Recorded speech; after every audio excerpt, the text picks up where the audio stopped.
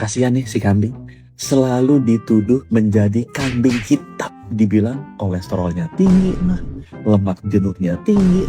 Padahal teman-teman, daging sapi ini lemak jenuhnya 3 kali lipat lebih tinggi daripada lemak jenuhnya kambing. Makanya di momen Idul Adha ini saya mau belain si kambing. Selama ini daging kambing dituduh sebagai penyebab tekanan darah.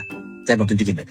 Per 100 gram lemak jenuh yang ada di daging kambing itu hanya 0,8. Sedangkan lemak jenuh yang ada di daging sapi 3 gram. Jadi kalau habis Idul Adha banyak yang masuk rumah sakit karena kolesterol tinggi, tekanan darah tinggi. Yang salah bukan si kambing. Yang salah adalah si yang masak.